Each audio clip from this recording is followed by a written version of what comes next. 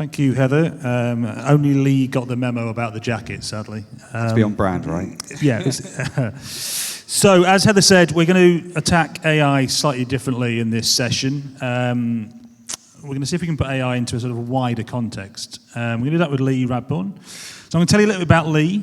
Lee is the founder and CEO of Streaming Consultancy, the co-founder of Summit Lee. He's working at the intersection of sport, media, and technology to build products that fans love and businesses that scale. He's 20 years experience in tech, with the past decade dedicated to sport and broadcast innovation. He helped IMG Arena's $200 million plus streaming division, supported the launch of DAZN across 7 markets, led the development of award-winning ultra-low latency fan technology at Mobii Systems. His experience also spans global organizations including Tabcorp, beIN Sports, MGM, and UTR Sports. Breathe. Lee, welcome. Thanks, Will. That's a very generous introduction. Yes. Thank you for joining us. So, AI and sport. It's November 2025. It was the last time I looked. Where are we? Well, let's be honest. We talk a lot about this industry, about innovation, disruption, and transformation. And let me start something which is much more honest. We are in an AI bubble, and that's actually good news, if you know how to play it. I'm not here to score you about, or I'm not here to scare you. I'm not here to give you a roadmap, because bubbles burst. But when they do, that creates new opportunities of power for people and providers out there. And those of you know when the hype is gone, there's definitely opportunities. So who will own that next decade of sport? It's hard to do with notes and a clicker and a microphone. So the next decade of fans create connection, content, and commercial value. This session is going to get uncomfortable, but only for those people still stuck in 2007 making those digital decisions when they should be making them in 2025. We are very much in the equivalent of the dot-com bubble at the moment. And the dot-com bubble burst because of 5 things: extreme overvaluations, speculative investing, cheap money, Fed rate hikes, and when demand softened, people panicked. This sounds very familiar, as it should to today. We have trillion-dollar valuations, companies investing in each other, which is fueling demand, lost fueled growth, and debt rising again. And there's IPO talk with companies with no profit models at all. OpenAI is actually looking to do a $1 trillion IPO as early as 2026. Michael Berry, who you might remember as the hedge fund manager who predicted the global financial crisis, he's actually made a bet this week, $1 billion bet against many AI technology companies, including Softcat, and they actually lost 10% of their value literally in the last few days. That's people, not just people in the industry are saying this. You've got other people in the industry who probably should know better. Sam Altman, yes, that's Sam Altman. Who is the CEO of OpenAI, says things are a little bit bubbly at the moment. And when someone who like that says we're in a bubble, you really do need to start focusing on the hype and what's coming next.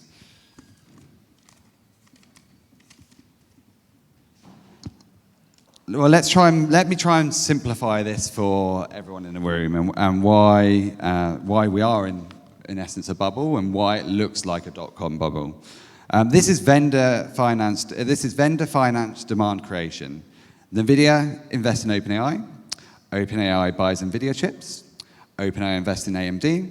AMD builds chips for OpenAI, and Oracle finances data centers for both. This isn't market demands. This is a financial hot potato at $1 trillion scale. This is the exact structure that killed off Nortel. Cisco lost 80% of its value, and 70% of the NASDAQ was wiped out. We've seen this movie before. It has a terrible ending. I think most of us can remember that. Spoiler alert, the sequel isn't great either, but the trailer looks a lot the same. But here's the point. AI is real, and there is a real opportunity with AI. But the current economics are not. And that's the opportunity for us all here. When the hype cycle finishes and collapses, ownership wins. And then that's what hopefully we're going to discuss a bit more. Thank you. So, that all makes perfect sense, but can we be a bit more specific, please, Lee? Can we have some examples, maybe, that will help the audience, and myself included, better understand the situation? Yeah, I think Alessandro actually said it really nicely in the panel before, which was people need to understand their data and understand their fan. So I'm going to give a real-world example of what it means to understand the fan and why it is so important to understand that data. So when the deal was done way back when, Barcelona famously told the world, we have 1 billion fans worldwide. So you'd expect that would be a $1 billion deal, right? But no, Spotify went to Barcelona, show us. And they said, no, we can't show you. We've only got 300,000 records in our CRM. So that's a big difference between 1 billion and 300,000. So guess how much the rights deal was done for? $307 million. That's 307, not 1 billion. And that's really important for a number of reasons, because it shows that if you don't understand your data and you can't prove it and you don't have the reach, and followers don't mean anything. But recently the deal got renewed, actually not that long ago. The renewal was a big uplift, actually, to 460 million euros, and that was about 64% uplift. This is for a team that's still building a stadium. Arguably, if you're a football fan, the team is in transition at the moment. But what was Spotify buying, and why did they renew? Well, Spotify realized that they could build more with this, build cultural relationships with fans. They've done shirt collaborations. Sorry, I've lost my page. They've done concerts, merch moments, and basically the emotional proximity to that fan means everything for them. And this is why you're seeing this up-sleeved. This was not just an sponsor on the logo or followers. This was about fan identity and emotional currency. Because reach didn't win, relationships did. Thank you. So my response to that was, when we first showed me, was with great data comes great responsibility, which I think was a nicely coined phrase. This morning we heard, and we've heard it a couple of times today, about the F1 deal with Apple. What's the relevance and importance of that partnership? Well, I think everyone talks about the Apple and F1 deal and why it's so important, and not just from a globalizations of rights.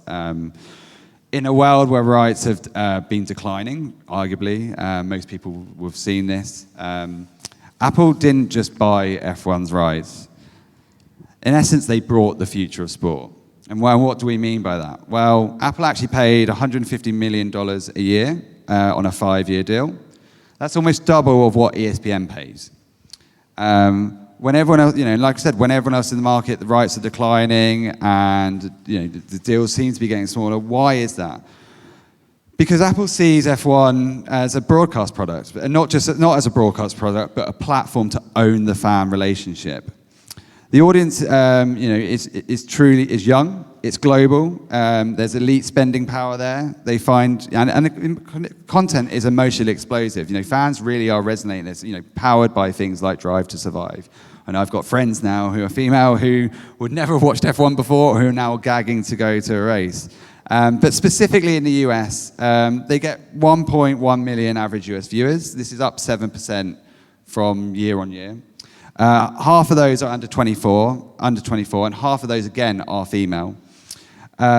This isn't just a rights deal. This is a moment of acquiring lifetime acquisition of a fan across all their ecosystem. This content is going to be utilized across Apple Watches, Apple Fitness, across a range of devices, which really is going to make that more sticky and bring together, ultimately, culture, sports culture, into an ecosystem. F1 is bringing the sport and the culture, and Apple is bringing the ecosystem and providing that into a single destination. Not everybody has the luxury of a major global tech firm as its backer. There are several examples of properties that struggle to find any partners at all in the media world. So, with apologies to our French colleagues, Ligue 1, for example. Let's touch on that, shall we? Yeah, let's touch on Ligue 1, which has always been a bit of a case study at the moment for lots of people. For the history, for those who don't know, Ligue 1 had a big deal with DAZN. I think it was reported as €1 billion over a very long period of time. And it got pulled. It went to court. DAZN pulled out because there was a lot of promise from Ligue 1 on the number of fans that they were going to deliver to them. And DAZN decided to walk away. And that meant everyone believed that Ligue 1 was going to collapse. They didn't have much option, right? Everyone, probably including myself, thought this was going to be the death of them. What made it worse is if we think about sort of the rights deals for the Premier League and the amount of money that means to clubs. Clubs in France got told to put zero value on your balance sheet for the media deal. That's zero. That's not a strategy for Ligue 1 or for a club. That's survival mode. That's really when you're struggling. But Ligue 1 decided to do something different, which was kind of probably goes against a lot of what the industry thought it said, and arguably what I thought they should have done. They built their own platform, actually with Endeavour Streaming, it's called Ligue 1 Plus, and we all thought it was going to go terribly wrong. And the first results is first in now. Now they've got 1 million plus subscribers in that first season, and 158 million euros worth of revenue, which has allowed them to give 142 million euros back to those clubs. So that value that was zero is now actually something tangible that clubs can now start to project against. Now, look, they are targeting sort of 2.7, 2.9 million subscribers in the next 4 years. To be honest, that's what they were promising to DAZN in year one. So they are off. But I think this is a much more realistic expectation of where it is. And if you look at who that fan base is that they're targeting, they're very much targeting those hardcore fans who will always pay to get the best content, to watch those matches week in, week out. So it just goes to show, you don't need to rent your fans or provide them away. You need to, if you can build a platform, if you can find the fans in the right place, in the right way, build it and they will come. So those are examples. Let's say I am a broadcaster, I'm a federation, I'm a league, and I'm trying to understand that story, but what should I do next? What practical steps should I then take, having taken all that into account? Well, a bit of a spoiler, really. I think it's a real highlight when you look at the Slido in terms of what people think is important as things. And your job is not just to deliver fees. Almost to the extent of stop delivering so many fees to so many people. It's expensive. Yes, you're always trying to reduce costs. There's a stat. You really start designing for fan emotion. I think Anastasia, you pointed this out. We need to think about the fans, what's important to them, and where they are, and start building for fan emotion. Is that graphic going to drive engagement? Is that going to allow me to build a relationship directly with my fan base in a way that feels authentic, that's unique to them, and allows them to build community? There's a lot of stats out there. One rights holder, who will remain nameless, but I'm sure this applies to many rights holders, says 90% of the content that they produce is never seen. That's a crazy statistic when you think about the costs and the amount of money it takes to produce all this content that you're out there. And this isn't a rights issue. It's not about because people don't want that content. It's about, really, it's a distribution and personalisation issue. Where meeting those fans where they are, and just making sure you're delivering those things in the right way off the back of it. It's not our job just to deliver the phase. We have to look at new ways of engaging and what is actually important to the fan. You've got to start off. The way I look at it is about looking at the basics about what's important, and the first thing you need to do is capture that fan identity. Fans rely heavily, more than you realise. 40% of fans use official apps to actually use it for information on their teams or centralised information during live matches. And again, 35% of those use them for real-time updates. So you have this opportunity around there to capture who that fan is and understand what's more important to them. Again, if we go back to that Spotify Barcelona deal, if you don't understand the data and you don't understand your fan base, then how can you provide them the information that they require? You then need to start to capture behaviour information. And this is where you can get information through polls and interactive moments, quizzes. This is potentially zero party data for something that you wouldn't understand them if they're not logged in, for example. Then you wouldn't necessarily get that. And again, it's true. I think it's only 32% of sports organisations actually have single sign-on. So it's even harder for if you're a league and federation. If you're a fan, you have all these siloed databases and siloed touch points with fans. And ultimately, if you really want to deliver true AI personalisation, you need to unify this data. You need to understand where that data is, who that is about me as a person, to really drive ultimately those personalised moments. Now, the personalised moments could be as simple as delivering a highlight in real time. My favourite player has just scored a goal. Let's say, I know, Harry Kane's just scored a goal for England. And you deliver that to me as a real-time moment, as a pop-up notification in the stream or on the app. If it's even better, and this is where we're trying to get to when we talked about where's the monetization coming up further, even better is if you know Harry Kane's my favourite player, and you then deliver me an offer that says, here's 50% off his home shirt if you buy now. Again, some of that can be done for your broadcast partners, for your QR codes, you're creating sponsorship and e-commerce moments, or if you own the platform itself, you can actually create direct revenue e-commerce opportunities. But the real dream and the true power of AI, where we're all trying to get to, is to get a truly hyper-personalized moment. Not only do you know that Harry Kane's my favorite player, you also know that I own his home shirt.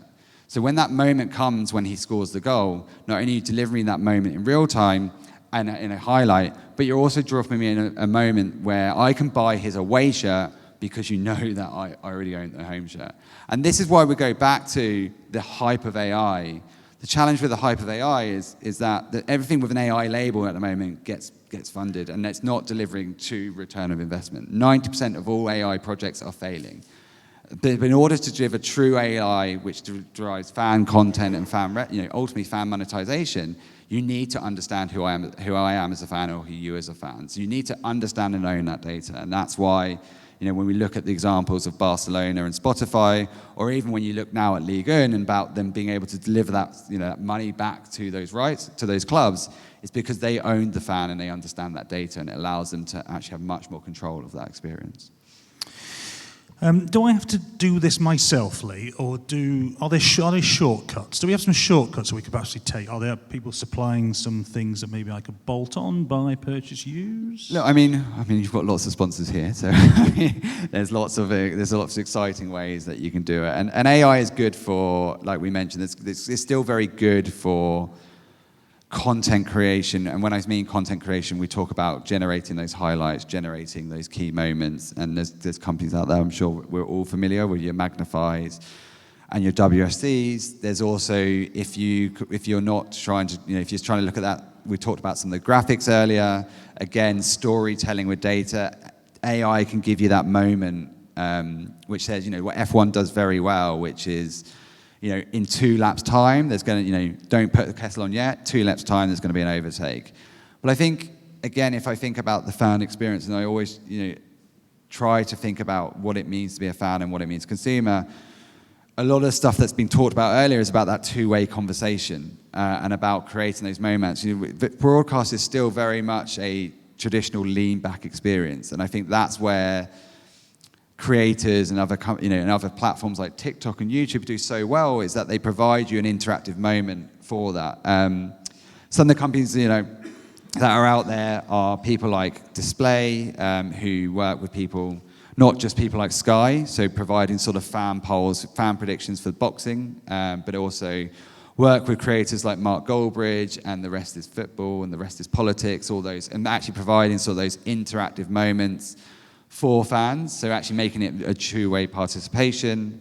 You've got lots of other companies out there as well. There's a new company out there called Viewpop. This one I think is really interesting for the broadcast industry. They basically reward fans for viral moments, and what I mean by that is they have an app, so again you're capturing that first-party data to understand who that fan is. A fan will upload a celebration, say it's a goal. 3 seconds later, it will be sent to the broadcast or to your gallery. the editor can then choose which of those clips from those fans to insert as a real-time highlight into the broadcast or onto the other channels like YouTube. If that clip is shown, the fan gets paid cash, actual physical money. And that's a great way of directly rewarding fan participation, but also creating innovative ways for you to do that. And at DAZN are trialing that at the moment, so you'll start seeing that more about. And then there's other companies that are taking sort of there's lots of buzzwords, which we talk about, things like Web3 and blockchain, but using the blockchain to deliver personalized streams at scale. People like Gladius, who can do it in real time. When I say real time, sub 2 seconds. But it means that everyone gets a personalized experience because it's on the blockchain. We understand a lot more about you, even if it's not directly information that you give. So it means every interaction can then start being personalized. And that's when you can use clever things like AI engines to then start delivering more content in the right way, at the right time. I always watch F1 in this way. I watch football in a different way. I want one to have more social viewing. I want one more to have more data, for example. What about this morning? Johnny from YouTube talked about reach. What about reach? That's a very good question.